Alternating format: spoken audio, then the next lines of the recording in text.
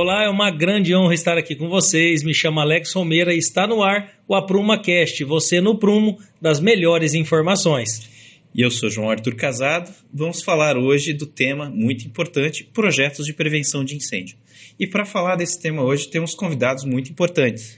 Bom, sensacionais, hein, João? Mas antes da gente começar isso, nós precisamos falar da importância um pouquinho do que seriam esses projetos de incêndio, né? Como é importante tanto para a sociedade civil, como para profissionais aí de engenharia, profissionais de arquitetura, porque nós falamos aí de segurança, né? Nós não falamos apenas de fazer projetos, nós falamos apenas de acompanhar locais, né, indústrias, falamos de situações que podem salvar muitas vidas. E antes disso, antes da gente começar esse tema incrível aqui para vocês, gostaria que vocês se inscrevessem aqui no canal, deixassem um like, ativassem o sininho das notificações para que todos os nossos conteúdos apareçam aí para vocês em primeira mão. João, livre para apresentar os nossos convidados aí. Nossos convidados aqui especiais de hoje estão a professora Silvia Sasaki, ela que é especialista em projetos de prevenção a incêndio, e o tenente Kamei, que ele é responsável por essa parte junto ao Corpo de Bombeiros. Professora Silvia, por favor, se apresente para a gente. Meu nome é Silvia Sasaki, eu sou arquiteta e urbanista e sou especialista em engenharia de segurança contra incêndio e pânico. Trabalho aí na elaboração de projetos de incêndio há uns 10 anos, mais ou menos. Ministro cursos na FATES na área de prevenção contra incêndio também. Perfeitamente. Doutor, se apresenta para a gente. Me sentindo muito importante. Eu sou o primeiro tenente Kamei, eu tenho 25 anos, sou o chefe do setor de prevenção do Corpo de Bombeiros aqui da região do 9º CGBI, que contempla Paranavaí e todos os outros 23 municípios. Trabalho nesse setor faz 5 anos, então durante o nosso curso lá de formação de oficiais a gente tem toda essa parte de preparação para fazer análise de projeto, para entender um pouco mais sobre a prevenção e ganhei muito mais experiência, né, na prática mesmo. E hoje estou aqui para tentar colaborar um pouco aí com vocês, tentar mostrar um pouco da importância dessa temática. Legal. Vamos começar então agora pelo tenente. Tenente, vários engenheiros gostam dessa ideia de me formei e quero trabalhar com algum projeto e acabam escolhendo o projeto de incêndio. Aí chega lá o projeto para o doutor analisar e daí de vez em quando não bate muito, né?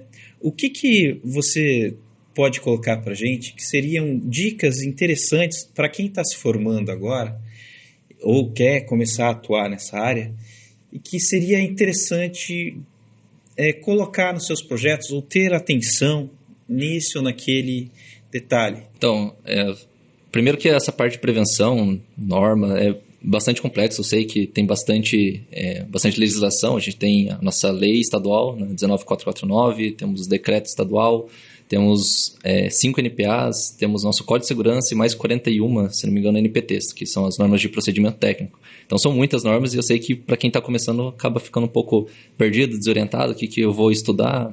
Na faculdade tem ali uma pincelada, mas a gente sabe que precisa um pouco da dedicação, mesmo depois de formado, né, para quem tem interesse para seguir essa área. E o que eu posso recomendar? É estudar, entender bem a base, né, os fundamentos ali dessa parte de prevenção. Então, o nosso código de segurança, ele é basicamente a nossa estrutura, é a base. A partir dali que a pessoa vai saber qual que é a ocupação, o que pode ser considerado ou não, qual que é a área para ser considerada, qual que é as medidas de segurança, quais são as medidas de segurança que vai ser exigido em projeto. Então, entendendo bem o código, sabendo como que ele funciona. E quando eu dou aula para os bombeiros, né, na formação, nesse último ano que eu ministrei e coordenei o curso, eu sempre falava para eles que as normas elas não são feitas para decorar. São feitas para serem consultadas. Então, saber aonde que estão cada coisa é tão importante. Eu posso dizer que é mais importante do que decorar a norma, porque é impossível, eu acho. Não sei se eu tenho mais experiência, né? O pessoal que tem mais experiência que eu nessa área, em 5 anos eu ainda tenho que ir lá ver uma parte mais específica, eu tenho que ler a norma de novo, tenho que ficar lendo toda vez e pela experiência vai acabando decorando algumas coisas, mas a minha dica inicial seria isso, entender bem o código de segurança para depois ir avançando para as NPTs. Sensacional. Agora eu queria ver com a Silvia também como que seria essa parte do trabalho acadêmico.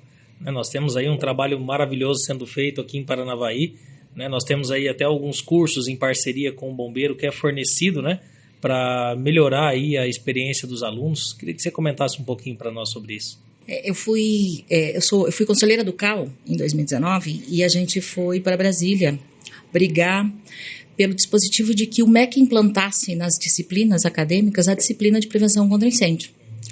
Eu fazia parte na época do CAL, a gente fez uma viagem para Brasília, inclusive a gente ganhou esse direito, ela virou um artigo da Lei Kiss.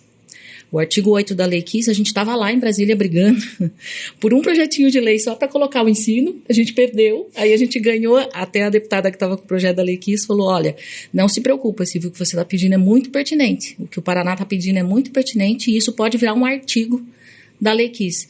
E a gente teve a sorte de ser contemplado, no outro dia saiu a publicação da lei e o artigo 8 diz que todas as escolas de engenharia, de arquitetura e afins têm que colocar a disciplina de prevenção contra incêndio como disciplina e não simples uma simples semana acadêmica, um simples evento, né, como acontecia na maioria, eu acho, das faculdades. Até eu e o João era coordenador comigo na época, a gente teve o prazer, né, fomos pioneiros, acho que, para implantar isso na instituição. Desculpa, posso falar instituição? Pode. Né? A gente foi os pioneiros aqui em implantar isso nas ementas dos cursos da FATES, da Unifates. Então, hoje a gente pode dizer que todos os alunos de engenharia civil, de arquitetura e afins da Unifates têm a disciplina de prevenção contra incêndio. E é uma experiência muito boa, muito gratificante, muito boa. Eu que trabalho com projetos, e é o que o tenente também fala, né? Não basta só decorar a norma, você tem que entender o todo, o processo, e por que fazer um projeto de prevenção, né? Acho que o treinamento que o João até teve a oportunidade de participar comigo, a gente no curso de especialização, nós tivemos capacitações, né? Fizemos curso de brigadistas, e a gente viu uma experiência maravilhosa, vivenciou uma experiência muito grande, né, João? Na prática. Então, acho que entendendo a prática, isso ajuda muito a você entender o que a norma está pedindo. E nessa disciplina que eu ministro, a gente tenta mesclar isso, né? A gente dá um pouquinho de norma, de conceitos, de normas, o mínimo pelo menos, mas a gente tenta trazer para a prática para os alunos poderem ter uma noção do que é que eles estão usando, né? Por que eles têm que colocar determinadas medidas de segurança. Olha, isso para mim já traz também um detalhe bem importante, que tendo na universidade esse tipo de trabalho, norteia os alunos até mesmo a projetarem melhor. Quando eu pego ali um empreendimento ou pego alguma coisa para fazer, eu sei da importância que o projeto de incêndio vai ter e muitas vezes até na redução drástica, absurda de custo da edificação, ele saber, né, pelo menos direcionar ou até mesmo contratar o profissional na hora certa, não depois, né, porque eu já vivenciei muito disso, de você procurar ir atrás desse projeto de incêndio só depois, que daí você já está com todos os problemas instalados e aí vira toda aquela confusão, né, de querer se acertar, de querer ajustar, sendo que você poderia já ter previsto muita coisa na concepção dos projetos. Então, ter a noção, eu achei sensacional essa visão. Isso que você coloca, na época que a gente estava montando uma matriz curricular, né, o que a gente analisou? A pessoa vai fazer um projeto, ela não sabe a medida de corredor, as portas, né, a altura de porta, a altura de portão, material de acabamento e revestimento, que é um negócio importantíssimo que, às vezes, por bonito, as pessoas acabam negligenciando. Então, assim, essa questão do projeto de incêndio é uma questão de segurança, é uma questão, vamos colocar assim, importantíssimo. E teve aquele incêndio em 2012, depois disso, esse projeto teve mais holofote, né? Não vamos falar que antes não tinha. Mas a partir de 2012 teve uma crescente. Tive o prazer de fazer pós-graduação com a professora Silvia lá na UEM, né, sobre prevenção de incêndio. E a gente foi visitar a Academia do Barro Preto para fazer o curso de brigada de incêndio, né? Muito interessante, eu recomendo quem puder fazer, né? Aprender a utilizar um extintor de incêndio, né? Entrar lá em ambiente confinado. Câmara de fogo. Câmara de fogo, nossa, aquele negócio é quente. Resgatar a gente no meio do mato, né? Mas assim, vamos voltar aqui para o tema, que senão eu divago. Eu vou pedir aqui para o Tenente Camei, né? Explica para a gente quando que o empreendimento precisa de um projeto de incêndio. Perfeito. Então, assim, a gente teve uma mudança relativamente recente na nossa norma, né? A gente até 2018, até 2017, 2018, a gente tinha o código que continua o mesmo, mas a gente tinha algumas normas, a NPT 01 antiga, né, que regulava a necessidade de projeto. Então, basicamente, toda edificação com mais que 200 metros quadrados antes precisava de projeto, né, que seria o PPI, o PSCIP, enfim. E com essa mudança com a lei 1949, decreto, as novas NPAs, então, ela delimitou bastante qual que é a necessidade dos projetos nas edificações. Então, basicamente, edificações tem dentro, por isso volto a falar, né, no código lá atrás, o que são edificações existentes e edificações novas. Edificações existentes, daí tem umas regras mais particulares ali, mas para edificações novas, vou trazer aqui, né, que eu imagino assim, o pessoal vai pegar, vai estar construindo uma empresa, alguma coisa nesse sentido. Então, edificações que se enquadrem na tabela 6 do código, basicamente tem risco leve ali que a gente tem nessa classificação também do código, né, de segurança. Vai falar lá o que é uma edificação de risco leve, que até dentro da tabela da nossa NPT 14 fala lá edificações, qual que é a carga de incêndio, a média, né? Seria até 300 megajoules por metro quadrado. Essa carga de incêndio é uma risco leve, entre 300 e 1.200 risco moderado, acima de 1.200 risco elevado. Então, edificações de risco leve que tenham até 1.500 metros quadrados, ou melhor, que tenham mais que 1.500 metros quadrados ou mais que 9 metros de altura, e para fins de medidas de segurança de prevenção, eu vejo que muitos profissionais acabam errando nisso, que a altura para fins de medidas de segurança contra incêndio é de piso a piso. Então, uma edificação térrea, por exemplo, ela tem 0 metros. Ela não, e isso influencia nesse quesito no que enquadrar em relação à altura. Então, edificações que têm 1.500 metros quadrados, mais que 1.500 e mais que 9 metros de altura, de risco leve, enquadram em projeto, e edificações de risco moderado elevado, acima de 1.000 metros quadrados, ou mais que 6 metros de altura, também nesse tipo de projeto. Dentre outras particularidades, eu cito o exemplo que é boate, né, o exemplo lá da Boate Kiss. Depois que veio a lei Kiss, que deu uma arrochada ali na nossa norma, na legislação, então passou de 200 pessoas, por exemplo, tem 300 metros quadrados de uma boate. Nosso cálculo é 2 pessoas por metro quadrado ali, já daria 600, se for tudo considerado como boate. Só nisso ele já necessitaria de um projeto, mesmo tendo uma metragem relativamente pequena. Então, tem algumas particularidades ali na norma, né? Como uso de GLP, líquido inflamável, subsolo, diferente de estacionamento, enfim, alguns tópicos ali que tem que atender para a necessidade do projeto. Não se enquadra em nada disso. Basicamente, vai ser um memorial simplificado, que daí seria diferente do projeto, né? Seria basicamente um laudo ali que o responsável técnico, engenheiro, arquiteto, vai dar junto com uma RT ou RRT, falando quais medidas de segurança tem ali, que são basicamente as medidas mínimas de segurança, né? Extintor, sinalização, iluminação e CD de emergência. Puxa, isso é bem legal, né? E você falou sobre vários tipos de projetos, né? Normalmente projetos comerciais, né? Projetos residenciais são necessários, projetos de incêndio, quando eles são multifamiliares, né? Uma casa, vamos falar assim, unifamiliar dificilmente vai precisar de um projeto de incêndio. Ela tem que passar de 1.500 metros quadrados. Mesmo assim, não. Né? A edificação, nossas casas ali, por exemplo, né, elas não precisam de projeto. O bombeiro não vai entrar na sua casa, ver se tem extintor, se tem sinalização, mesmo sendo um ponto de referência. A gente sabe que algumas pessoas têm MEI e usa o próprio endereço residencial como ponto de referência. Então, na nossa norma, ela já exclui isso daí como exigências de medida de segurança, de projeto, etc., e vai ser solicitada ali a vistoria para fins de documentação e regularização contábil ali, né? Então, se for residências multifamiliares, né, prédios ou condomínios condomínio horizontal ainda conta como A1 também, unifamiliar, né? Mas basicamente prédios ali, apartamento, kitnet, aí nas áreas comuns sim a gente vai cobrar as medidas de segurança e provavelmente se passar dessa metragem ali vai precisar do projeto. Perfeito. Tem um artifício na norma bem bacana que é quando tem um item que não vai conseguir ser tratado na norma, ele é mandado por uma comissão técnica, né? Que, se não me engano, é a especialidade da professora, mas explica para a gente, né? Depois eu vou passar, você complementa, tá? Como que funciona essa comissão técnica? Perfeito. Então, para quem quiser acompanhar ali, né, na nossa norma, na NPA 3, ela fala sobre a Comissão Técnica de Prevenção a Incêndio, que seria a nossa CTPI, e a Comissão Técnica Julgadora, a comissão que vai falar ali qual que é a CTN, desculpa, que é a Comissão Técnica Normativa, que é a que vai regular novas normativas do bombeiro, etc. A CTPI, que ela é essa comissão técnica que o João falou, basicamente sim. Vou dar um exemplo mais prático para não ficar muito abstrato aqui.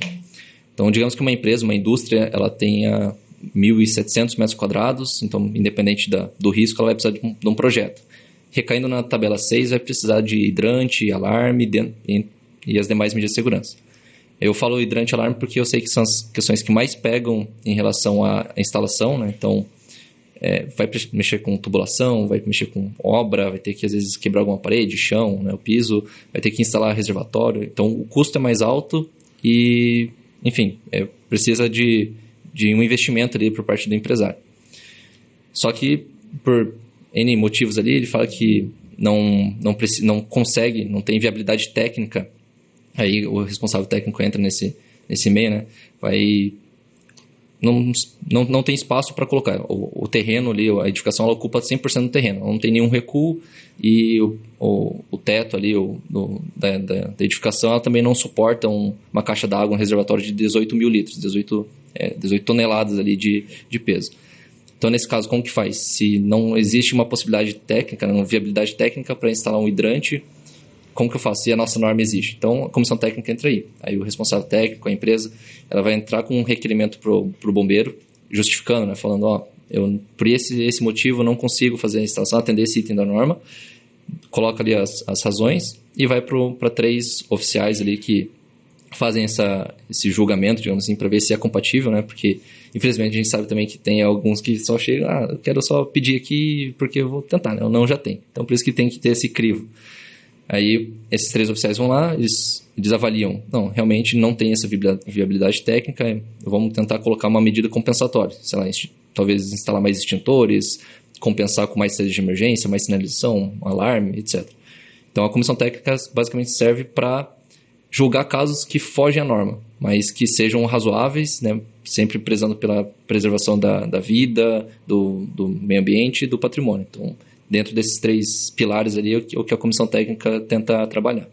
Perfeito. Por favor, dá uma complementada. Acho que eu sou o trauma do Corpo de Bombeiros aqui de Paraná. Imagina. Na verdade, vou resgatar primeiro um pouquinho do que o Alex falou. Quando ele fala assim de você ter noção de prevenção contra incêndio na concepção dos projetos, essa é a ideia. Hoje, eu que trabalho há mais de 10 anos com projeto, a gente percebe que a gente entra nas empresas, tem muita coisa errada e a gente não consegue exatamente cumprir a norma e executar todas as medidas de segurança. E tem sido uma briga muito grande junto ao Corpo de Bombeiros, porque a gente tem que entrar com medidas mitigatórias, medidas compensatórias, enfim, outras alternativas para tentar dar segurança para a edificação, porque tecnicamente às vezes não é viável, né, a instalação de alguma das medidas. Então, eu me especializei meio que nisso, nessa troca de medidas compensatórias, por conta de tantas edificações erradas. E a ideia de a gente ministrar a aula é justamente essa, é que se o profissional, seja engenheiro, seja arquiteto, entender que se ele tiver medidas compensatórias, ele consegue, que se ele tiver noção, né, de concepção de projeto, de medidas passivas de segurança, ele consegue, na concepção do projeto, resolver N problemas. E até economizar muito depois na instalação das medidas. Se eles têm noção de acessos, como nós comentamos, as larguras, larguras de saída, obstruição, ele resolve o problema no projeto. Não, e aí a gente consegue analisar quem que é o bom profissional, quem que é o mau profissional. Às vezes você cobra um pouco mais caro no projeto, mas você economiza todo um sistema de hidrante, um sistema de alarme, né? E, assim, projeto de incêndio é aquele negócio que é similar a um seguro de um carro, né? Você paga o seguro querendo não usar. Projeto de incêndio, você faz lá o sistema de hidrante, o sistema de alarme e tal, querendo não precisar utilizar. Lembrando uma coisa muito importante, às vezes o cara te vende o seguro, né? Seguro contra incêndio, beleza. Aí pega fogo. Se você não tem o certificado do bombeiro, a seguradora não paga. Não paga. Exatamente. Já tivemos casos assim. Já tivemos 2, 3 aí que eu sei que o pessoal, depois que deu incêndio, que a gente mesmo foi atender lá, aí foram lá no setor e falaram, não tem como eu voltar o certificado retroativo, a data, etc. Falaram, infelizmente não, né? Todo mundo sabe o risco que tem, e essa é importante, daí, Alex, que você falou, e a Silvia também, né, de ter essa mentalidade preventiva, né, ter essa mentalidade de pensar mesmo no... Eu sempre tenho um pensamento meio pessimista nisso, né? Quando eu estou analisando o projeto, enfim, eu sempre penso no pior, na pior situação, né? Porque é muito bonito a gente ver pelo projeto, né, no ar-condicionado, com calma, mas na hora do sinistro, na hora que estiver pegando fogo, como infelizmente aconteceu lá na Botkiss, naquele caso específico, falta de sinalização de emergência, falta de iluminação de emergência, o pessoal começou em vez de ir para a rota de fuga, começou a ir para o banheiro, começou a ir para outros locais, começou a aglomerar pessoas, enfim, na hora que o pânico tá num local, ninguém vai pensar direito, e por isso que tem que estar tudo muito óbvio para aquela situação. Eu não preciso pensar em aonde que está, ficar procurando, aonde que está o extintor, onde que está o hidrante. Tem que estar óbvio onde que é a saída de emergência. Tudo isso a pessoa tem que bater o olho, independente de onde estiver ali, tem uma plaquinha ali, vou seguir aquela plaquinha e vai me dar até a saída.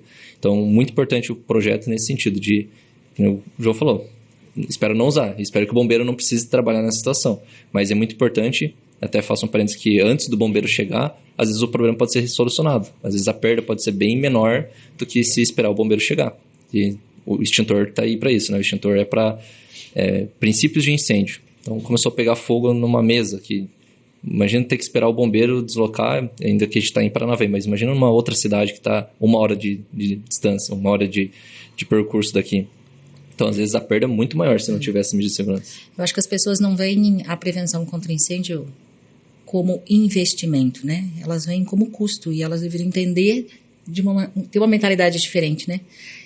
Isso, se ela entender um pouquinho de prevenção e trabalhar no projeto dela, faz uma consultoria, não precisa nem fazer o projeto, definir o projeto, do mesmo jeito que você contrata um arquiteto, um engenheiro para fazer arquitetônico, elétrico, contrata um especialista em engenharia de segurança para dar uma noção do teu projeto, porque às vezes você resolve na concepção do projeto, a edificação fica muito mais segura, a economia é muito maior, mas infelizmente as pessoas não têm essa espera construir, depois vem atrás do profissional, né, para regularizar, e não tem jeito. Mas eu acredito que só para complementar as falas, né, não é à toa que nós trouxemos esses 2 profissionais incríveis aqui, né, tanto na área acadêmica, área profissional. A Silvia já atua há muito tempo, mas também trouxemos alguém já dentro aqui do Corpo de Bombeiro mesmo, que trabalha diretamente com os projetos, para que fique claro para as pessoas que o bombeiro aqui nesse caso não é o vilão da história, né? Tem pessoa que às vezes acaba criando uma situação no projeto de que o corpo de bombeiro é um dificultador do processo ali, e não é bem assim. A gente entende aí, através dos sinistros que já ocorreram, da grande importância que tem essa análise, né? Sim. Porque só depois que acontece é que você vê realmente a importância. Nós vimos isso no caso da Botkiss, que a gente sempre comenta, porque foi um marco ali histórico, né, aqui no Brasil, nesse sentido. Então, assim, é importante, né, que tenha essa prevenção toda, todo esse cuidado, todo esse carinho, para que não aconteça mais incidentes dessa forma. E quanto mais profissionais preparados, quanto mais profissionais, menos dor de cabeça para o bombeiro, menos sinistro, menos pânico. Então, acho que é bacana só ter essa complementação. E agora, antes de dar continuidade em temas polêmicos, temas técnicos, eu vi muita paixão nos olhos de vocês, então eu queria começar aqui com o Camei, que ele falasse um pouquinho mais do porquê ter escolhido, né, essa profissão tão significativa. Acho que do ser humano, do civil comum, acho que o bombeiro é a paixão maior dele, né? Bombeiro, policial... Não, né? mas o bombeiro eu vejo ainda com um carinho maior. Quando passa na rua bombeiro, tudo é bonzinho. Eu brinco que naquelas pesquisas que tem lá de qual profissão que é mais admirada, o bombeiro está entre os primeiros com 90 e poucos. 93, acho que foi 92 o último estudo aí, e eu sei que esses 7, 8% que não gostam do bombeiro por causa do setor de prevenção, isso eu tenho certeza. Talvez minha resposta não seja tão talvez um corte de podcast ali. Então eu entrei no bombeiro com 17 anos, né? Bem novo, sempre fui um ano adiantado na escola, então quando estava ali no terceirão com 16, estava naquela, né? Todo jovem tem. O que eu vou fazer da minha vida? Então, estava estudando ali para medicina, acabei passando em direito na UEPG, em engenharia de produção e mecânica na UTF, então coisa assim, nada a ver, né? Uma coisa com a outra. E daí na época eu vi lá o CFO, então depois se quiser eu explico até essas 2 formas de ingresso no bombeiro. Aí eu vi o curso de formação de oficiais, bombeiro, polícia, que abre lá pela Federal. Eu vi, interessante, ganha dinheiro enquanto estuda. Então eu vou fazer, eu nunca tinha corrido, nunca tinha nadado e tal, mas tá bom. Eu fiz a primeira fase lá da Federal, acabei passando.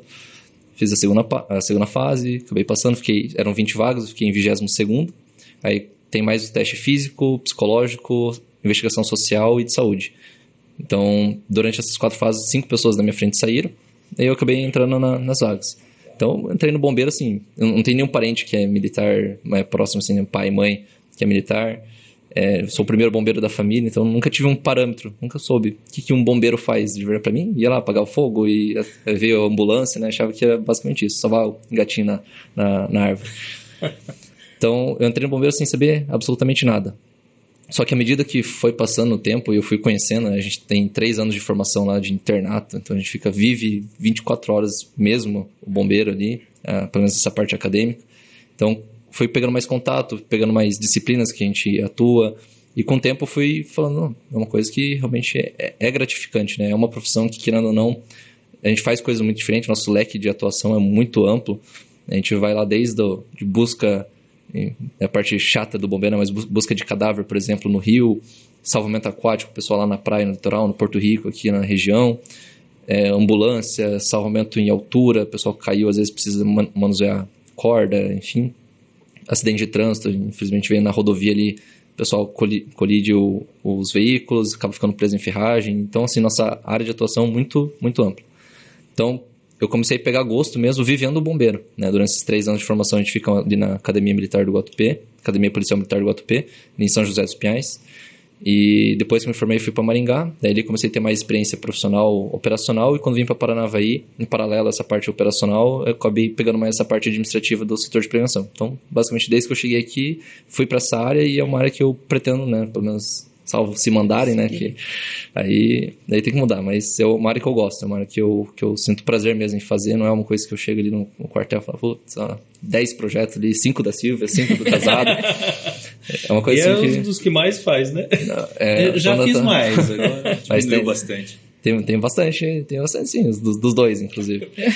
Mas sim, é uma coisa que é gostosa, é prazerosa. Então, assim, a minha motivação talvez no começo não tenha sido a mais nobre ali, né? De falar e inventar uma história aqui heróica, mas com o tempo mesmo eu acabei gostando da profissão, é uma coisa assim que eu gosto muito de fazer. Bacana, parabéns. E a doutora, o que levou a doutora aos projetos de incêndio? Meus motivos também não são tão nobres, não. Quando eu deixei o poder público, eu trabalhei 10 anos em poder público, e eu entendia que, como eu trabalhava com análise de projetos principalmente, eu falei assim, e agora? Como que eu saio do poder público, aprovo o projeto de todos os meus colegas e agora abro uma porta e falo, sou concorrente de todo mundo? Eu falei, tem alguma coisa estranha. Eu falei, não, eu tenho que focar, achar um nicho de mercado, focar em que eu seja parceira dos colegas, né, e não concorrente. E eu acho que tem mercado, né, para tudo. E apareceu a oportunidade de fazer a especialização. Eu já tinha feito 1 ou 2 projetos de incêndio, falei, olha, uma área legal, mas fui assim, também meio na curiosidade, sabe assim. E aconteceu de dar aquele boom, né, bem quando a gente começou a pós, né, foi assim, consequência mesmo. Entraram todos os projetos, foi a época que o bombeiro começou a fazer vistoria em todos os locais de reunião de público, tinha acabado de acontecer o evento. Então, assim, calhou de a gente conseguir conciliar toda a teoria que a gente estava tendo no curso com os projetos que a gente estava executando. Então, a gente teve a oportunidade de... Nossa, foi um salto, né, no nosso aprendizado, não foi uma mera especialização, porque a gente discutia os projetos com os mestres, né, os caras que fizeram as normas, os bombeiros que participaram da elaboração das normas. Então, para mim e para o João, foi um aprendizado muito grande. E aí eu vi que eu gostava do negócio. Eu gosto muito de legislação. Tudo que envolve legislação é uma coisa que eu me identifico. Como eu trabalhei muito com legislação municipal, a legislação do bombeiro, mas é legislação.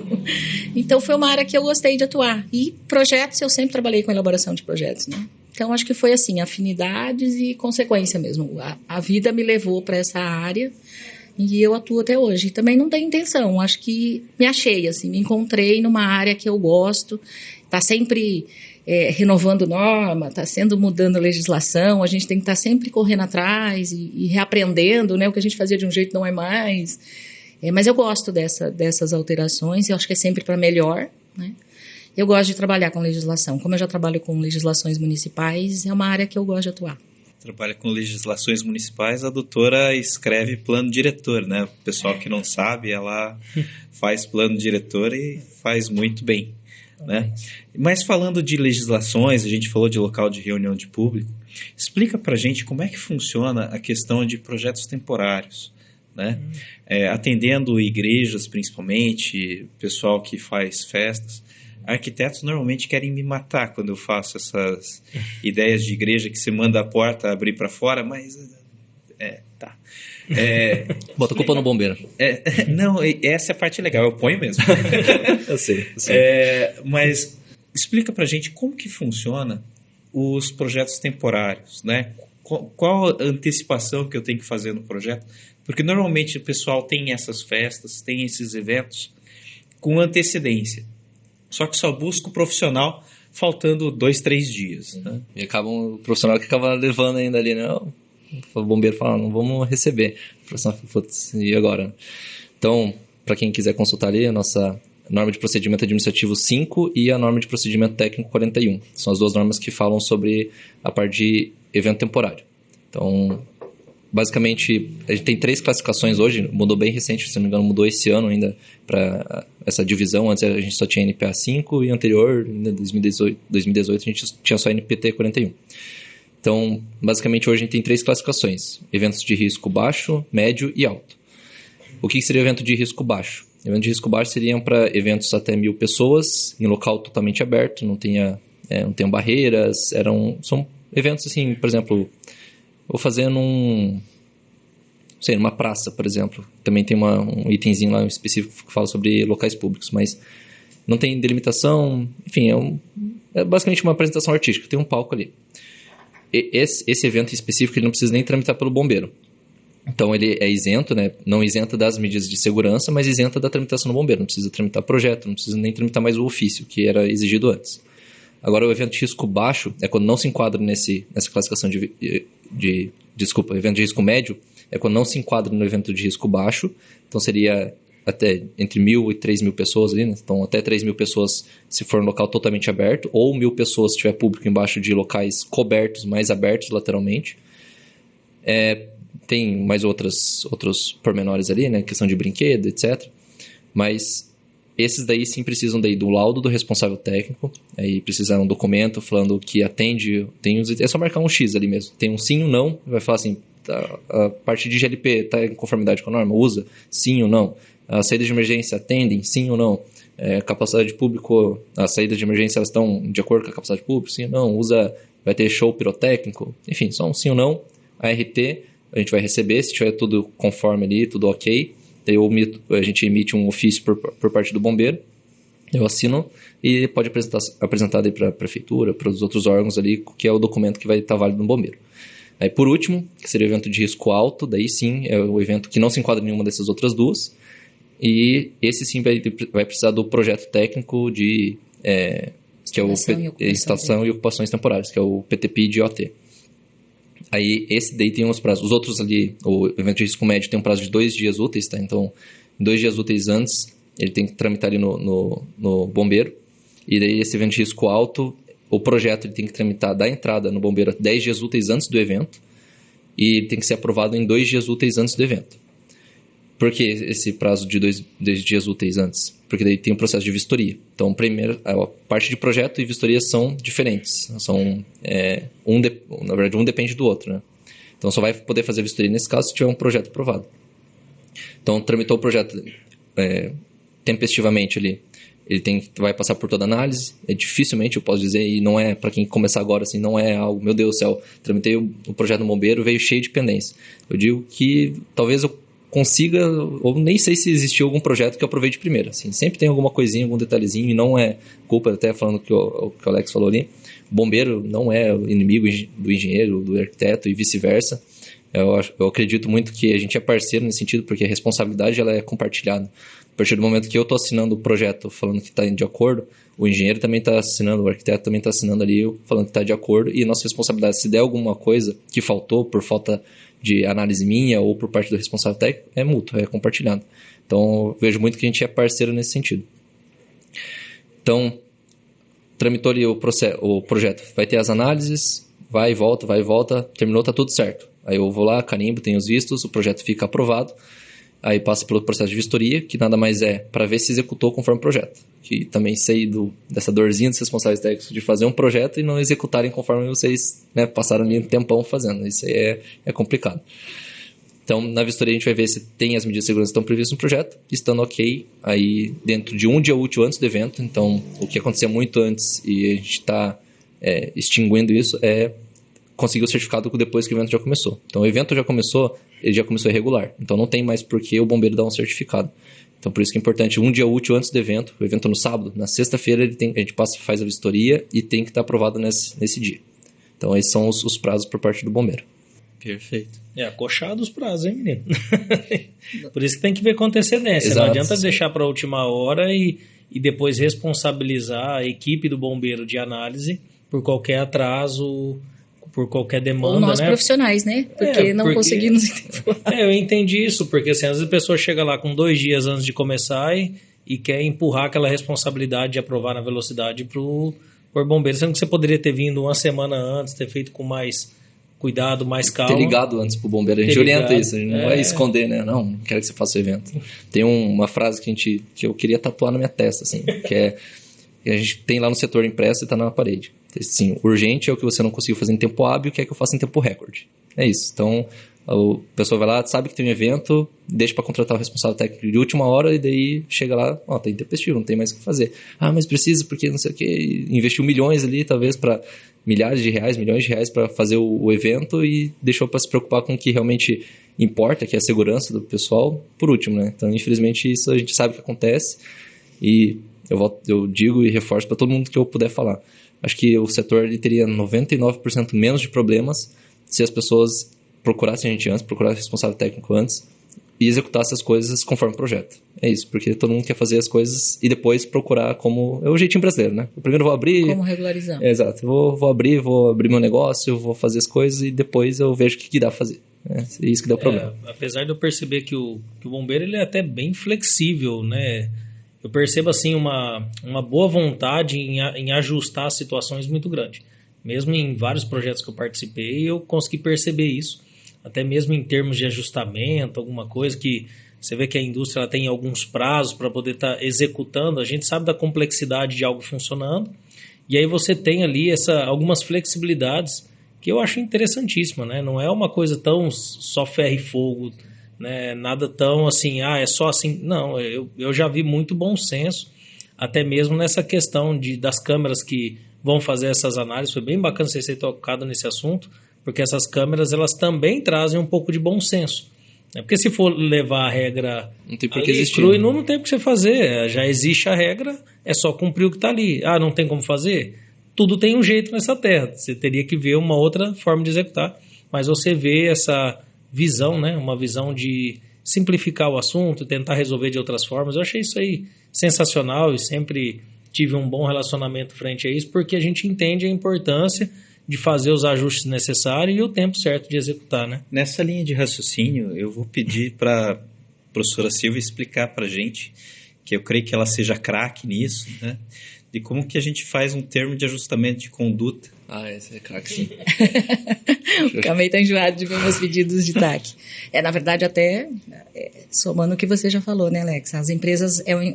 A rede de alarme, a rede de hidrante, o sprinkler, esses projetos maiores, tem que ter muita grana, né, para você executar todas as medidas de segurança em pouco tempo. Então, geralmente o cara está abrindo uma empresa ou está ampliando, ele já tem todo o custo, né, da reforma, da obra. Então, o bombeiro dá essa condição. O cara pode executar as medidas mínimas, né? Ele faz as mínimas, iluminação, sinalização, saída de emergência, guarda-corpo, corrimão, esqueci alguma, extintores, e aí ele pede um prazo, faz o termo de ajustamento, pede o TAC. Hoje mudou a legislação, né, Camille? Hoje você tem até 3 anos direto para você executar. Você solicita, uma comissão analisa e te determina se vai ser 2, se vai ser 3, mas teoricamente acho que 3 anos, né, para a maioria. Hoje até deu uma facilitada, na verdade. Teve uma atualização recente também da norma, que é a NPA 4. E ela antes, tudo passava pela CTPI, pela Comissão Técnica que a gente falou. Agora, se não envolver saída de emergência, do B7 com o B7, que é o chefe lá da seção do Estado-Maior da parte de prevenção, junto com o comandante. Então, deu uma adiantada boa, assim, que não precisa esperar ter uma reunião. E já consegue. Ela dá um prazo de 3 anos para a empresa para ela poder executar. A empresa faz um cronograma físico-financeiro desse investimento alto, estipula lá anualmente quais são as medidas. Vamos supor, você faz um TAC para uma rede de alarme e de hidrante. Você pode pedir, olha, no primeiro ano eu vou instalar toda a rede de alarme. No segundo ano eu vou comprar o reservatório, instalar a tubulação. No terceiro ano eu vou comprar a motobomba, instalar tudo e deixar funcionando. Então você consegue negociar isso com o bombeiro através desse TAC, firmar, né? Só que as empresas, elas têm que entender que o TAC tem prazos, né? E ela tem que seguir o prazo. A gente tem utilizado muito esse recurso, mas a gente também tem tido muito problema com as empresas porque elas fazem o TAC e esquecem que elas têm que executar alguma coisa, né? Muitas não se ligam nos prazos, a gente tem que estar sempre comunicando a empresa. Acho que é um dos maiores problemas que a gente tem, né, Camille? Não é fazer o TAC, é fazer com que a empresa execute o TAC depois. Sabe? Se atenha dentro do combinado e do prazo, porque se ela sofre uma vistoria do Corpo de Bombeiros e ela não executou a primeira etapa, vamos dizer, que estava prevista no cronograma, automaticamente ela perde o TAC, né, Camille? Isso, ela é tem multada? Multa, perde TAC, e hoje os TACs eles são publicados em diário oficial, então também vai e vincula ali a dívida ativa, né, com o Estado. Então, o que antes também não tinha, né? Então, é o que a Silvia falou ali, antes o TAC era até 1 ano só. Aí ficava renovando. Tem empresa que nunca teve certificado. Você ia renovando e a empresa ia, sabe, levando e não acabava não executando. Então agora é 3 anos, mas ela tem que executar, senão ela perde. E daí não tem mais como pedir, né? Se for pelo menos não tem a chance de pedir de novo, entendeu? Se não me engano, estão pedindo agora o cronograma de 6 em 6 meses, né? A gente está pedindo assim, sempre que alguma etapa ela seja anual. Então, porque quando o TAC ele passa de 12 meses, só voltando um pouquinho, né, dando uns passos para trás. Então, o TAC, que é esse termo de compromisso de ajustamento de conduta, a empresa ela sai com o certificado do bombeiro. Ela vai estar irregular, digamos assim, que está faltando medida de segurança, nesse caso hidrante, alarme, ela vai estar irregular faltando essas medidas, só que tem esse termo, esse compromisso legal, literalmente, né, legal, de estar atendendo o cronograma físico-financeiro. Então, anualmente, quando passa de 12 anos, a gente tem que fazer uma vistoria, até porque o certificado nosso do bombeiro ele tem validade de 1 ano. Então, se a gente faz o TAC, celebra o TAC, e no outro ano a gente tem que fazer a vistoria, a gente tem que esperar esse certificado vencer. Até porque, senão, imagina, se a gente for antes, a pessoa pagou por 1 ano e a gente está fazendo a cada 6 meses, 8 meses, né, para visualizar. Então, por isso que a gente sempre está pedindo agora, foi mais recente isso, né, até porque começou a dar muito problema para a gente de ser quebrado. Então, a gente está sempre orientando para ser anual, ou pelo menos alguma medida de segurança, alguma etapa, ter essa verificação anual por parte do bombeiro, que daí facilita para a gente e facilita para a empresa também.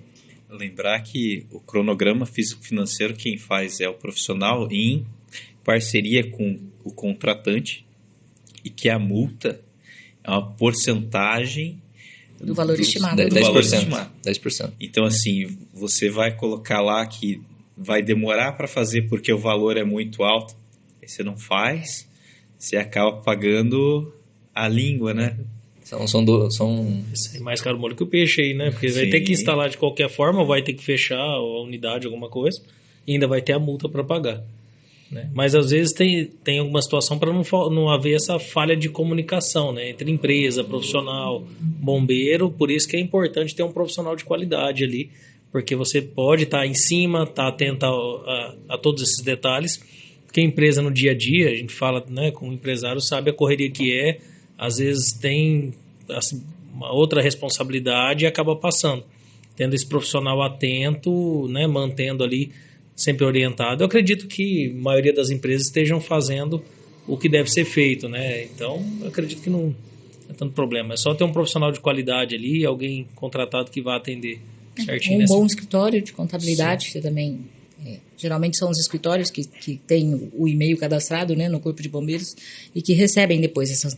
Porque depois a gente, como responsável técnico, a gente faz o nosso cadastro no bombeiro para o cliente enquanto a gente está aprovando projetos, né, tramitando, pegando os... Depois que a gente finaliza, geralmente a gente devolve, vamos dizer assim, o cadastro e pede para a empresa colocar o e-mail dela ou do escritório dela para que ela consiga todo ano daí pedir taxa de vistoria, renovar a vistoria, solicitar a vistoria.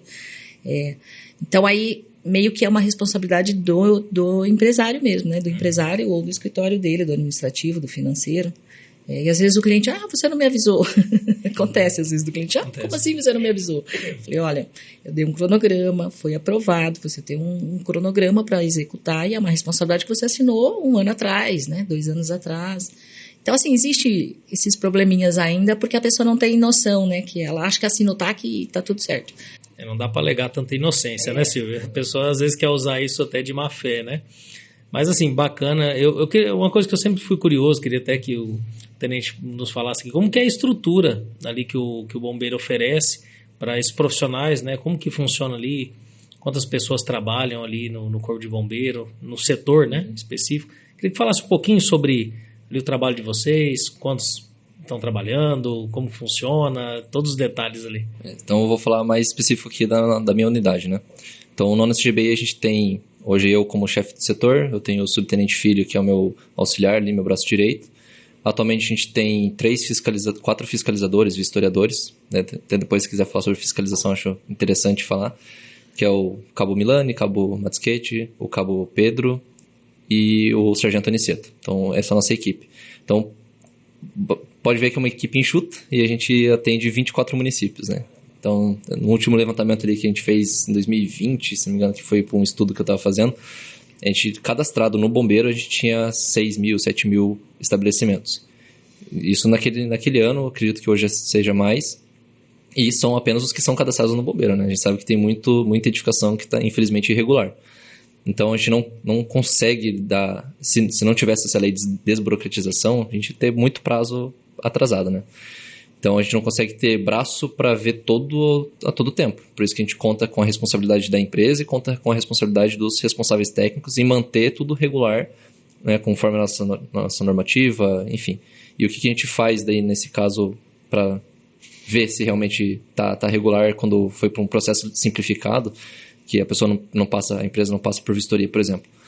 É fiscalização. Aí o bombeiro vai lá, hoje a gente pode fiscalizar, hoje a gente pode emitir multa, fechar estabelecimento, se for de reunião de público. Então a gente tem hoje esses artifícios legais para conseguir, né? Porque infelizmente se não mexer no bolso ali da pessoa, nunca vai se regularizar. Interessante. Mas eu até ia falar, mas para todas as vistorias, tudo é só esse grupo que vocês têm? Então hoje, como analista... Tem que visitar todas essas empresas. Rapaz. Isso aí o pessoal quando fala assim, bombeiro, tá atrasado aqui, já pedi semana passada. Calma, a gente não estamos... Todo dia a gente está trabalhando. Folgado, né? Não temos uma folguinha ali. Então como analista, hoje, né, eu sou analista do setor. Se começa a acumular, que eu tenho algumas outras funções também, mas se começa a acumular, eu peço ajuda pro Milani para me ajudar. Então basicamente fica só nós dois para todas as análises de projeto da região. E daí os demais, o subfilho fica na parte administrativa para gerenciar. A gente tem um estagiário lá também, o Vinícius. E o restante é para fazer vistoria e fiscalização. Então, basicamente, quem atua na vistoria e fiscalização são 3, na verdade. Sendo que, geralmente, um está de férias, então fica 2, 1, talvez. Fica meio... Quantos estabelecimentos você falou? No último levantamento que a gente fez foi 6 mil, 7 mil. Rapaz, é coisa, hein? Então, assim, 23 municípios, né? 24 municípios. 24. Então, hoje deve estar bem mais, porque à medida que a gente foi fiscalizando... Cadastrados, né? Fora os não cadastrados, né? Mas talvez em breve isso mude, né? Se a gente tá... Não sei que a gente estava participando de um projeto lá do Bombeiro mesmo em Curitiba, talvez futuramente a gente consiga mudar nosso sistema e ter umas integrações melhores para a gente conseguir ver, de fato, as empresas que estão irregulares, né? Para a gente ir mais assertivo. Legal. Eu creio que teve uma ação muito boa, que daí já foi com o tenente lá, né? A gente pegou a Associação dos Municípios, fez uma palestra sobre o bombeiro nas escolas. Legal. E foi apresentado que grande parte das escolas da região não tinham projeto de incêndio. E daí o comandante na época falou, não vou fazer mais termo de ajuste de conduta, porque os prefeitos adoravam isso daí, né? Todo ano eu jogava para o próximo prefeito. Aí foi nessa época que eu mais peguei projeto de incêndio, porque foi umas partes de escola numa paulada. Mas assim, a doutora já trabalhou em prefeitura. Como que você vê as políticas públicas trabalharem nessa área? Olha, faz tempo que eu saí do poder público, mas eu atendo outras prefeituras hoje, né, como consultoria. E a gente vê que o poder público, ele até tem vontade, tem gestores bons que tem. O que impede hoje o poder público de se regularizar, infelizmente, é grana, né?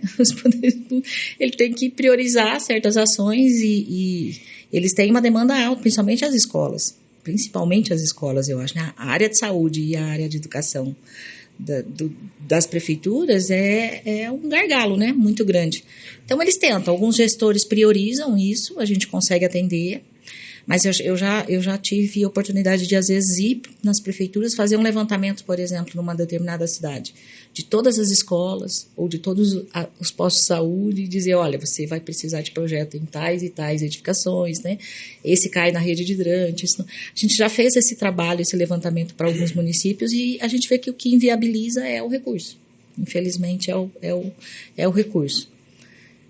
Acontece. Conta pra gente também como que funciona um escritório que atende com bastante projetos nessa área de incêndio, até mesmo para o pessoal, né, que está nos assistindo, boa parte são acadêmicos também, recém-formados. Seria legal para eles terem uma noção como que funciona o quadro, como funciona uma equipe, né? Como são as atividades principais ali. Eu sempre falo que a atribuição de engenharia, de engenheiro ou de arquiteto, tem um leque muito grande, né? A gente tem hoje, graças aos nossos conselhos, atribuição para fazer muita coisa. Mas eu acho que eu sempre digo para os meus alunos que o segredo é você focar. Não dar tiro para tudo quanto é lado. É focar em menos coisas, mas ser bom no que faz. Porque você faz tudo meia boca, né? Eu falo, você faz tudo meia boca e não fica bom em nada.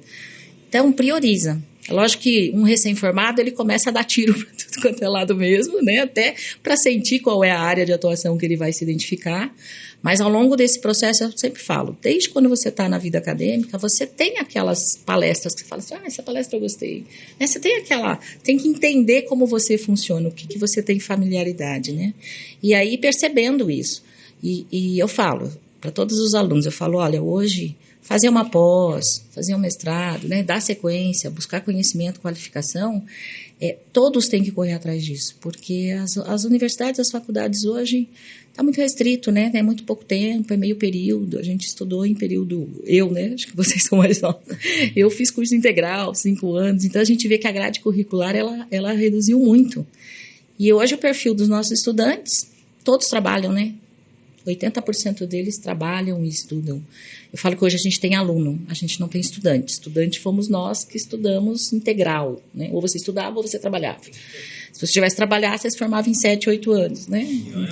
E olha lá. Então, eu falo que hoje o perfil mudou, né? E as pessoas são muito imediatistas, querem tudo muito rápido, né? Curso rápido. Então, a pessoa tem que focar, ela tem que ser boa. Campo tem para todo mundo, eu falo que em qualquer área. Tu não fala assim, professora, mas você dá aula de prevenção e está formando concorrentes? Eu falo de maneira nenhuma, estou formando parceiros. Parceiros, tem campo para todo mundo. E outra, eu posso ensinar para 50, 100. Vai sair o quê? 2, 5, 10 que vão atuar nessa área, que vão se identificar, né, com essa área. Então, eu falo, a gente ensina para quem a gente puder, né? Quanto mais parceiros a gente tiver, melhor, profissionalmente falando. Mas aí vai do aluno, né? A era do especialista, o cara tem que achar um nicho de mercado para ele, né? Uma área em que ele goste de atuar e se especializar nessa área, né? A gente não começou... por isso, foi meio a situação que levou a gente, né, para as nossas áreas, mas a gente gostou da área, gosta da área que a gente atua. Então, eu acho que o segredo é esse. Quando você gosta do que você faz, você não liga que tem mais legislação nova, que tem mais regras, você está sempre querendo aprender, né? Na verdade, eu acredito que quanto mais normas novas, melhor para você estar se atualizando e se destacando no mercado, né? Acho que até melhor. Mas é isso. Olha, eu vi uma fala do próprio presidente do CREA, né? Que quando o Michelangelo ele estava lá na era dele, ele era um ótimo artista, ele era um ótimo escultor, mas ele não era considerado um ótimo pintor, né? E ele tinha um rival artista também, que era o Rafael. E o Rafael, ele era apadrinhado do Papa. E esse Rafael chegou para o Papa e falou assim, por que você não pede para o Michelangelo pintar o teto da Capela Sistina? Quem já tentou aqui pintar, né, com tinta, aquilo é contra a gravidade, pintando no teto, negócio curvo, né? Então, assim, não era uma questão fácil, mas era um desafio. Michelangelo foi lá, pegou, pintou a Capela Sistina, né? Se pôs à frente do desafio e ficou uma obra de arte que é uma das maravilhas do mundo, né? E até hoje é lembrado por isso. E quem é Rafael? É aquele cara que quis colocar outro na encrenca, né? Se a gente for pegar os projetos de incêndio, normalmente você pega cada rabo de foguete, né, com uns probleminhas maiores, menores, né? Mas é tão gostoso depois que você faz o projeto. A pessoa, sabe, quem fez aquele projeto fui eu. Dá um orgulho, né? A gente resolveu É porque eu faço, problema, né? Fazer um projeto simples é muito fácil. Desde que você leia a norma, entenda a norma, coloque tudo que a norma pede, é muito fácil. Mas tem um lado também financeiro e de entendimento da norma, né? Eu falo, você pode ter 2 projetos, um projeto bem mais barato do que o outro, mas o empresário não computa a execução desse projeto, entendeu? A quantidade de medidas que ele vai ter que colocar e se o projeto está bom ou não, entendeu? No começo o empresário, infelizmente, é preço, né? Ele só olha a questão preço, o preço do projeto, ele não entende que a execução do projeto, às vezes, pode custar bem mais caro, né? Então, se ele tiver essa noção, ele vai conseguir economizar muito para a empresa dele. Eu vejo que o valor do projeto é irrisório, né? Irrisório. Perto de algumas instalações industriais aí, para o cara gastar aí 500 mil, 1 milhão aí numa instalação, dependendo do sistema, é facinho. E hoje não é só instalar, é manter, né? Não é só a questão de instalação, Sim. É depois o manter tudo isso, né? São sistemas caríssimos e que demandam uma manutenção muito grande. Já peguei, aquele que o cronograma físico-financeiro para fazer mais uma VGA ali no sistema de chuveiro automático deu mais de 1 milhão. Então, assim, e chuveiro automático, né, sabe que é extremamente caro. Então, a parte de execução realmente é o que mais pesa, com certeza. E se dimensionar errado, o custo ali no final vai ser bem maior também, né? Por isso que reforça a importância de ter um bom profissional ali. Acho que pega esse profissional fazendo essa análise, né, conseguindo realmente ponderar realmente uma boa execução. Uma boa execução necessariamente é você encher o sistema e superdimensionar, porque assim, às vezes é muito mais fácil calcular dessa forma, né? Calcular sem precisar fazer uma análise, sem precisar, né, fazer alguns filtros ali para conseguir reduzir um pouco o custo profissional. Acho que essa é a parceria, né, que o próprio empresário poderia estar buscando, né? Um profissional que estivesse lutando por ele, né, para que esteja seguro. Nós estamos falando de economia para diminuir a segurança. Que esteja seguro, mas que seja o melhor custo-benefício. Acho que essa tem que ser a visão do profissional e do empresário. Porque quando casa esses dois, você vai ter aí um bom resultado final, vai sair todo mundo feliz. O bombeiro, o empresário, o profissional e a sociedade também, os funcionários ou quem quer que vai ocupar aquele espaço. Então, eu acho isso muito importante. Então, assim, tudo isso funcionando, a gente tem um ecossistema que é brilhante. E a gente ainda tem que ressaltar que mesmo com todas essas medidas de segurança, acontecem acidentes. Acontecem sinistros, acontece problema e muitas vezes ainda, né, coisas que a gente muito além. Então é importante estar sempre atento, é importante estar sempre cuidando, né? Porque ainda assim pode acontecer alguma coisa que está muito além do que a gente comentou de ser pessimista, mas ainda tem algo que pode ser bem pior ainda, né? Então é muito doido. Não, só para complementar essa parte, né, que até o que a Sil falou de não é só fazer, mas também manter. Então, às vezes, no projeto, inaugurou, enfim, estabelecimento, tudo bonito. Tá, o hidrante lá, lindo, com as mangueiras, esguicho, chave. Aí passa 5 anos, nunca aconteceu nada. 10 anos, nunca aconteceu nada. Aí renova a RT, tá tudo certo. Mas daqui, 15 anos vai passar. Aí acontece, por exemplo, uma edificação residencial, um prédio ali, multifamiliar. Às vezes dá um incêndio lá no último pavimento. Digamos que seja um prédio de 10, 20 andares que seja. Que seja 3, né? Quem sobe de escada sabe como que é ruim até subir um andar só. Mas o bombeiro, a gente não usa elevador. Então, e nosso caminhão ali tem um limite também para trabalhar com a bomba. A gente tem um limite do nosso reservatório. Se o sistema preventivo do prédio não estiver pegando, eu digo que é muito difícil do bombeiro conseguir fazer esse atendimento de forma bem eficiente e efetiva. Então, a gente teria que usar o hidrante recalque, pressurizar a rede, talvez, beleza, mas a gente tem um limite. Nosso caminhão tem, aqui em Paranavaí, o nosso Testa, que é o caminhão de frente nosso, tem 4.500 litros. A gente tem um apoio ali de uma carreta com 20 mil litros, mas dependendo do tamanho do incêndio, isso não é suficiente.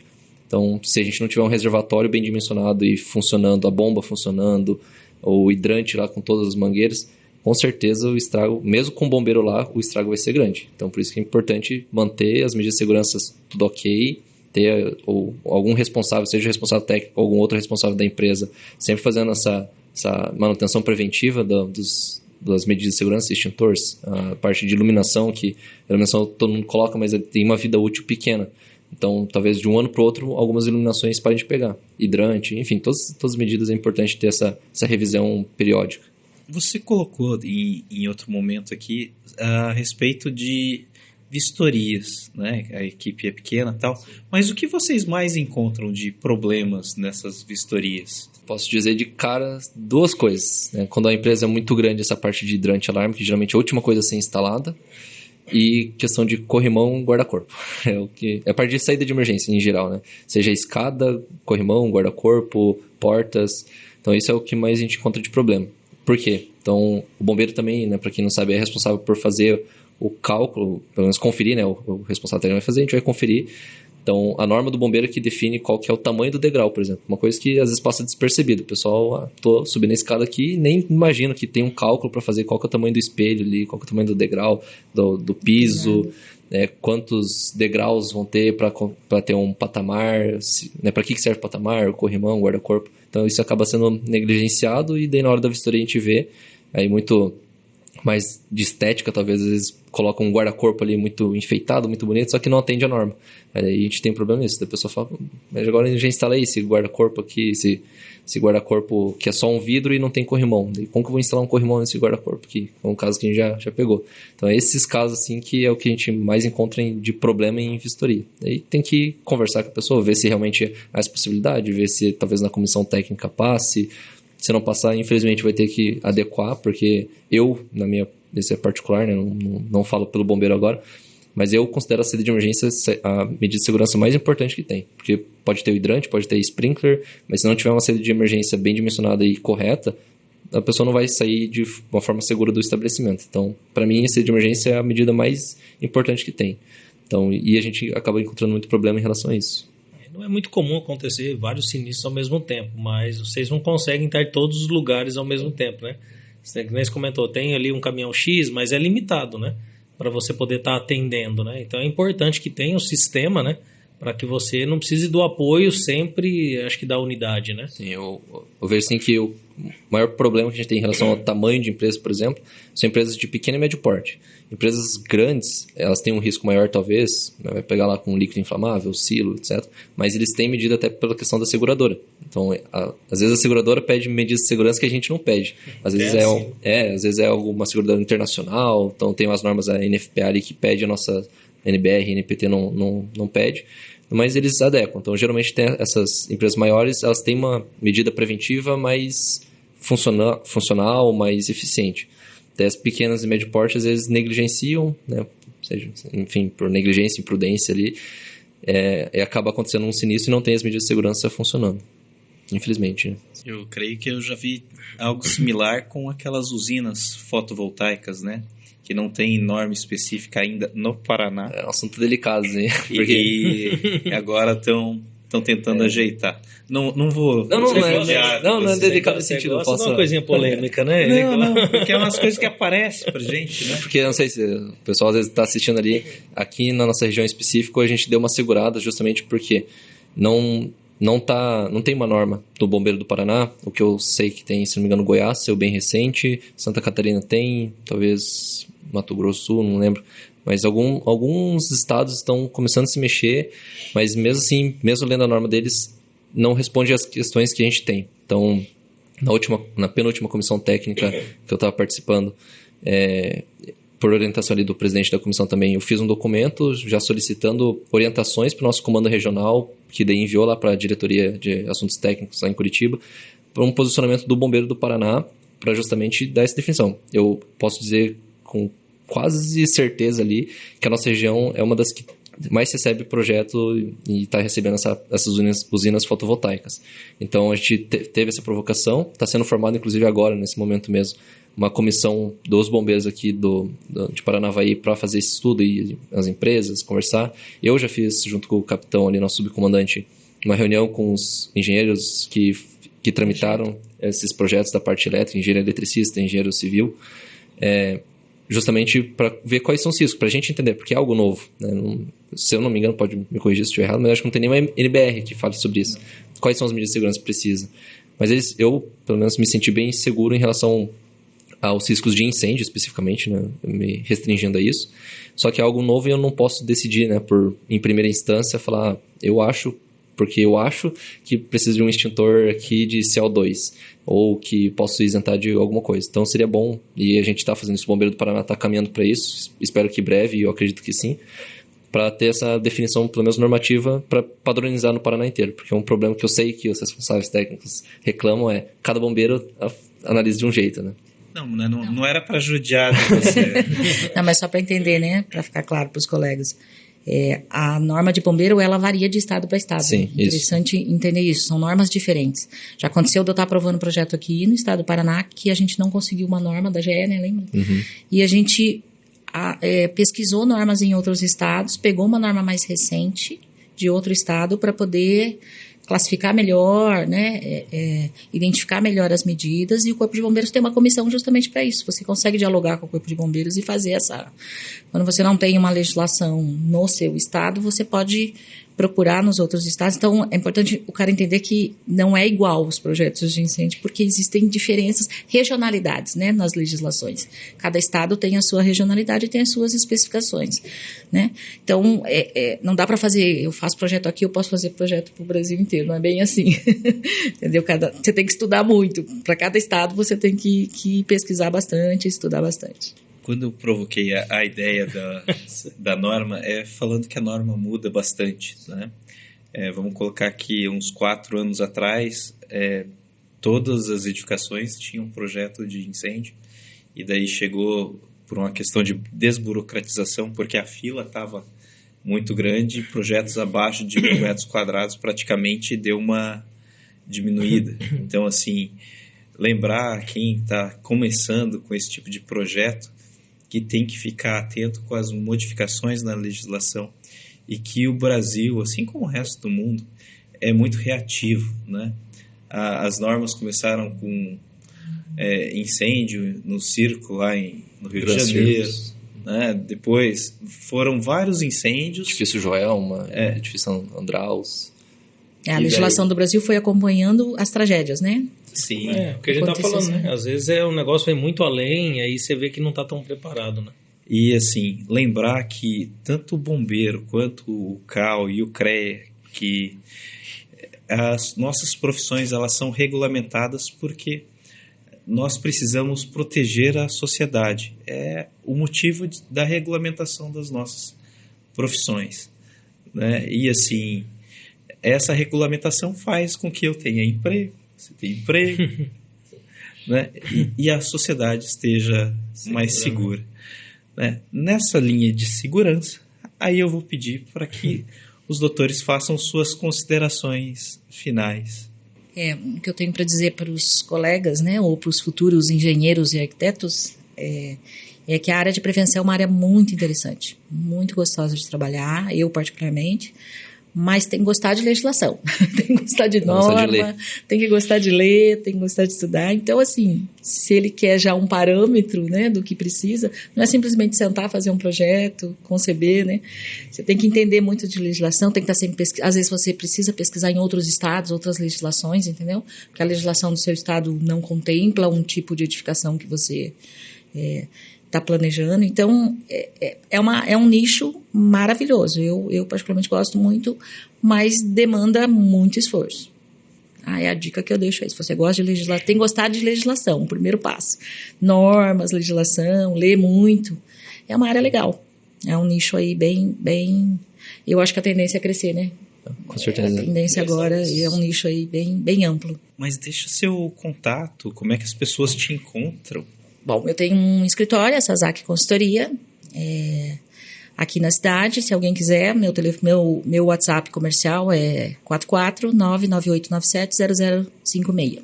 Aquele @ do Instagram é a Sasaki Consultoria. Sasaki Consultoria, @Sasaki Consultoria, mais Face, Sasaki Consultoria também, para quem quiser. Vocês são mais Insta, né? Eu sou mais LinkedIn. Face, mas Sasaki, procurou Sasaki Consultoria, vocês vão achar. Não tem como errar. Acho que eu sou a única Sasaki aqui em Paranavaí região.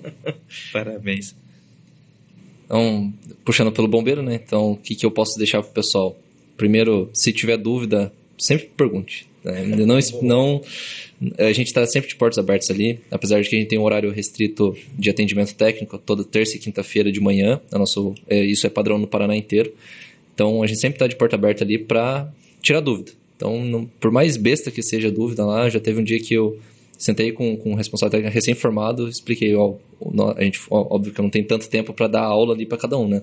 Mas eu dei uma orientada, falei, o código funciona assim, vai ali no site do bombeiro, tem todas as nossas normas, dá uma olhada nisso. Se tiver dúvida, volta aqui com a dúvida mais direta, mais clara, e a gente vai estar sempre tirando essa dúvida.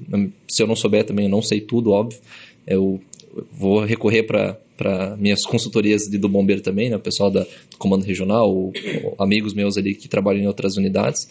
Então, o que eu posso dizer?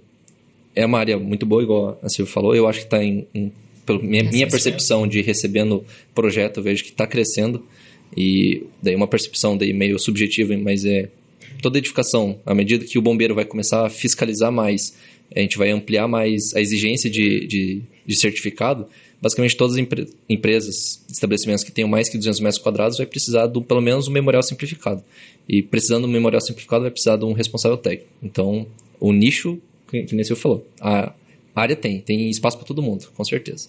E, falta dizer, então o bombeiro sempre está de portas abertas.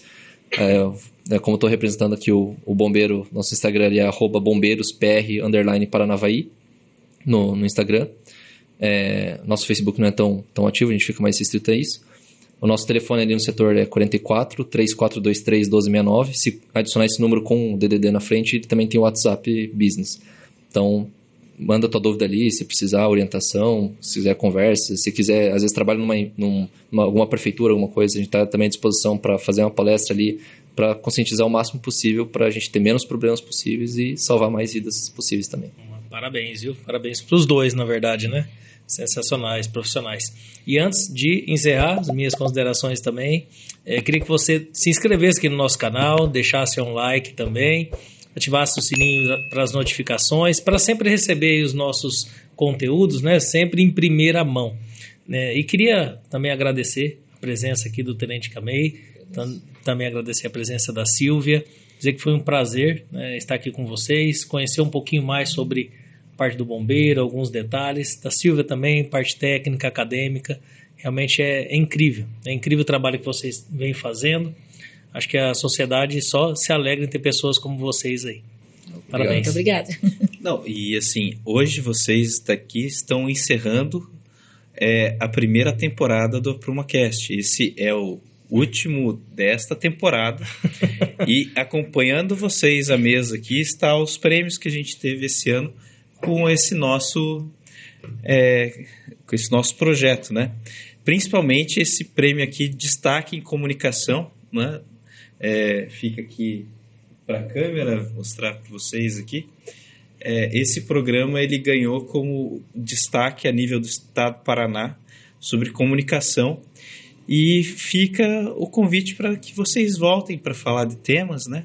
Eu ainda vou incomodar você com defesa civil, ainda vou incomodar a professora com outros temas diferentes, mas assim, aqui, com a presença de vocês, eu agradeço todos os convidados que vieram nessa temporada, que a gente fechou com chave de ouro com a vinda de vocês. Que honra. Muito obrigado. Muito obrigada pela honra. Parabéns. Parabéns pela premiação. Pela premiação, merecida. É inovadora a proposta de vocês. Eu também gostaria de agradecer a você, né, telespectador, que nos acompanhou durante esses longos 12 episódios. Foi incrível estar trazendo aqui conteúdos da engenharia para vocês, né? Falamos sobre vários temas diversos. Se vocês acessarem o nosso canal, vocês vão ver diversos temas incríveis que vai te ajudar aí, tanto na sua formação acadêmica, tanto na sua atuando como recém-formado, ou até mesmo já como profissional há um certo tempo. Tem conteúdos para todos aí.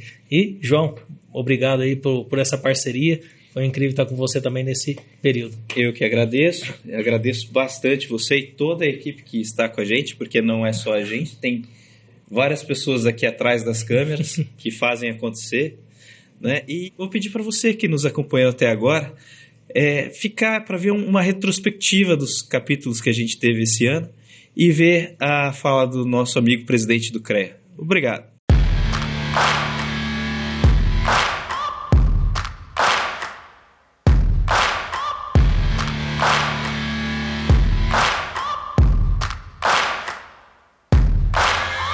Searching for greatness in a sea of the dying and shameless, a sea of the aimless. I don't wanna be one of the nameless. I'ma wake up with the mindset that one day I'm gonna make it, and I don't think I'll be fine if I don't break my limitations.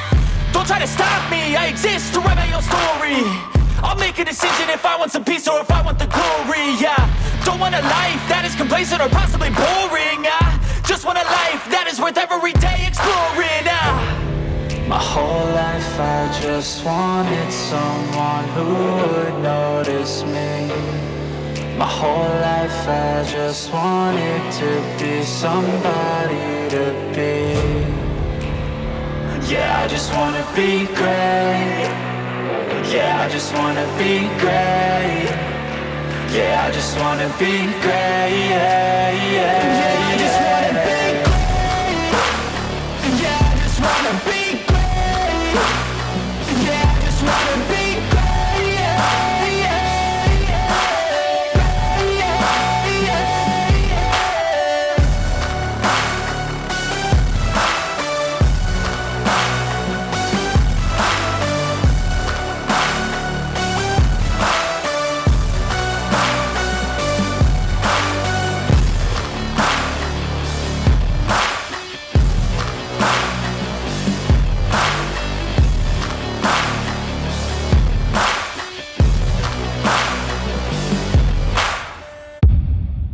Olá, mais um evento dos nossos editais de chamamento. Fomento esse que já realizou mais de 350 parcerias, atingindo cerca de 70 mil profissionais durante o período da nossa gestão, através da realização de seminários, cursos, eventos, hackathons e revistas técnicas que contribuem para a atualização e o contínuo aprimoramento dos profissionais do sistema Confia, CREA e Mútuo. Esse modelo é referência no país em repasse de recursos e resultados efetivos alcançados com as parcerias, respeitando as particularidades das entidades de classe, valorizando a sua eficiência, sua boa gestão e a capacidade de realização, ofertando produtos e serviços relacionados ao nosso sistema profissional. É o CREA Paraná apoiando a inserção, qualificação e a trajetória de seus profissionais na sociedade. Conheça outras iniciativas como essa em nosso site.